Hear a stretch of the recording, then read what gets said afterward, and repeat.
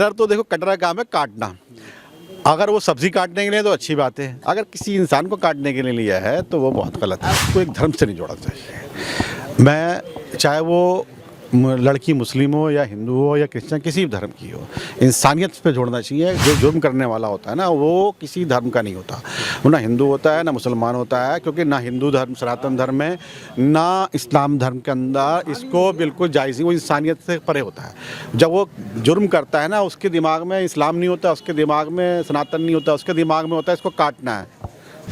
आपने कहा कि एक लड़की को 35 टुकड़ों में काट दिया। एक जगह पर आपने शायद देखा होगा कि अपने हस्बैंड को वो बैग के अंदर भर करके गाज़ियाबाद स्टेशन पर गिरफ्तार हुई थी कत्ल करने के बाद।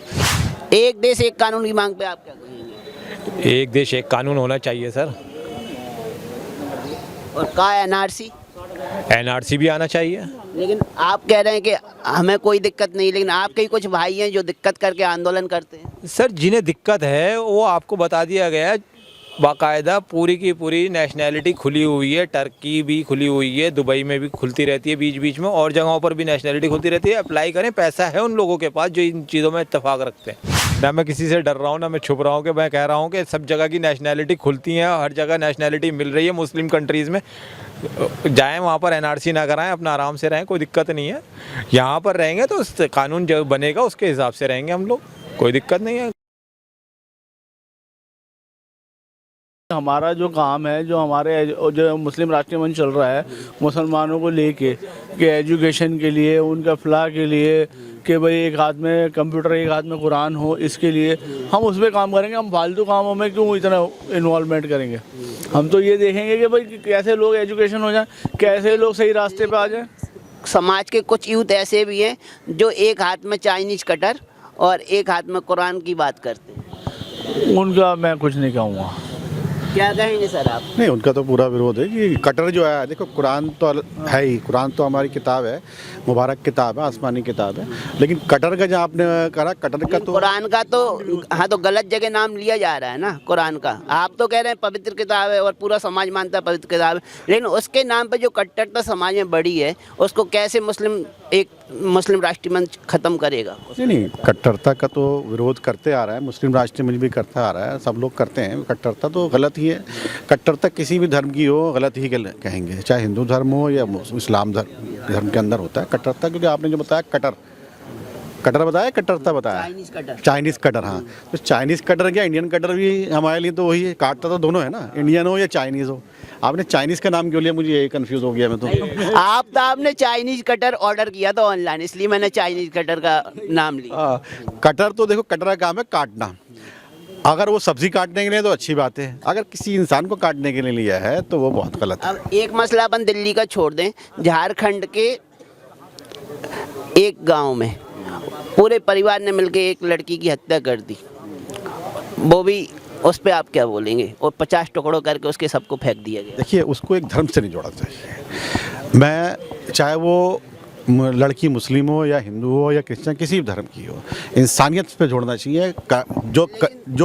देखिए, लेकिन सर सत्य को तो स्वीकार करना पड़ेगा, क्योंकि आज तक अगर कोई हिंदू लड़का मुस्लिम लड़की से शादी करता है तो कभी आपके सामने एक केस आप बता दीजिए कभी ऐसा हुआ हो कि मुस्लिम लड़की को किसी बात की तकलीफ हुई हो। लेकिन जो आजकल लब करके जा रहे हैं मुस्लिम लड़के के माध्यम से, चाहे हिंदू लड़की जा रही है उनके घर, तो उनके साथ ही क्यों ऐसी वारदातें हो रही हैं? मैं रहता हूँ, आप एक दो नहीं, मैं 10 लोगों के घर ले चलूँगा आपको। वहाँ इंटरकास्ट मैरिज हुई है, हिंदू लड़की आई हुई है, सही तरीके से बहुत अच्छी तरह, बच्चे बड़े होगा, जवान होगा, मैं उनको देख रखा है। लेकिन इसमें ये नहीं है कि मुस्लिम लड़का या हिंदू लड़का या उसको काटने वाला गलत होता है।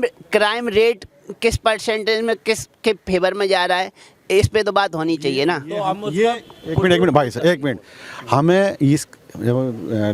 हमें इस चीज़ का बिल्कुल आज देखिए जैसे कोरोना के केस बढ़ रहे हैं तो प्रतिशत होता है ना, कोरोना के केस बढ़ रहे हैं तो प्रतिशत गिना जा रहा है ना, चाइना में सबसे ज़्यादा केस हो रहे हैं। ऐसे ही लव जिहाद के जो मामले आ रहे हैं वो एक समाज विशेष से क्यों निकल के आ रहे हैं? नहीं, आपको लगता है, देखो ये आपको लगता है एक समाज से, एक धर्म से आ रहा है, इसको जो जुर्म करने वाला होता है ना वो किसी धर्म का नहीं होता, वो ना हिंदू होता है ना मुसलमान होता है, क्योंकि ना हिंदू धर्म सनातन धर्म में ना इस्लाम धर्म के अंदर इसको बिल्कुल जायज़ नहीं, वो इंसानियत से परे होता है। जब वो जुर्म करता है ना उसके दिमाग में इस्लाम नहीं होता, उसके दिमाग में सनातन नहीं होता, उसके दिमाग में होता है इसको काटना है, तो वो काटने वाला किसी धर्म से नहीं जोड़ना चाहिए। उसमें आप ज़्यादा हाईलाइट हो जाता है मुस्लिम के हिसाब से। नहीं, हाईलाइट कोई मीडिया नहीं हो रही है, ये तो वो नाम हाईलाइट हो रहे हैं जो उनके पीछे सरनेम लगे हुए हैं। जो क्राइम होता है, क्राइम के पीछे जो सरनेम लगा होता है वो नाम हाईलाइट। एक मेरे वही केस हुआ है, हिंदू हस्बैंड हिंदू वाइफ, वो मुस्लिम हस्बैंड और मुस्लिम वाइफ, उसने उसके साथ काट दिया, तो अब इसको क्या कहेंगे आप? तो वो भी मुसलमान है, वो हस्बैंड भी मुसलमान है, उसको जान से मार दिया, उसमें क्या बोले? मुस्लिम जिहाद बोलेंगे, सही बात माइंड की। जो होते हैं ना, तो क्रिमिनल माइंड, वो क्रिमिनल माइंड जो होते हैं वो एक अलग चीज़ है, और एक चीज़ और होती है, उसको बोलते हैं साइकोइज्म। अब साइको जो है, साइको की आप समझ सकते हैं, आपने कहा कि एक लड़की को 35 टुकड़ों में काट दिया। एक जगह पर आपने शायद देखा होगा कि अपने हस्बैंड को वो बैग के अंदर भर करके गाज़ियाबाद स्टेशन पर गिरफ्तार हुई थी कत्ल करने के बाद। तो इसके अंदर जो ये गतिविधियां जो हैं ये मेंटली, जो लव जिहाद की घटना है उनको आप साइकोरिज्म कह सकते हैं। हाँ, ये लेकिन उदयपुर में जो घटना हुई, एक मासूम टेलर की गर्दन काट दी गई। सर ऐसे तो एक जगह पर शायद आपको याद होगा कि एक दोस्त को वो लेकर के गया, मुस्लिम दोस्त को लेकर के गया खेतों के अंदर, वहाँ जा करके उसको फावड़े से मारा और बाकायदा उसको रिकॉर्ड करा उसने अपने कि भाई मैंने मुसलमान का कत्ल कर दिया।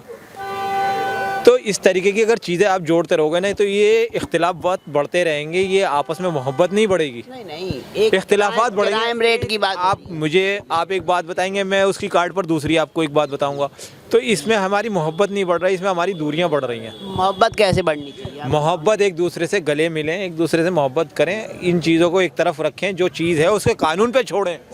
जितनी हिंदू लड़कियां सबने मोहब्बत करके ही तो मुस्लिम लड़कों को स्वीकार किया था। आज उनके 50-50 पहले नहीं रह रही, ऐसा नहीं है, और औरतें नहीं रह रही मुस्लिम उसके साथ, हिंदू औरतें और भी शादी हुई हैं। क्राइम रेट तो हिंदुओं के साथ ज़्यादा हो रहा है ना, क्राइम रेट तो हिंदुओं के साथ ज़्यादा बढ़ रहा है ना।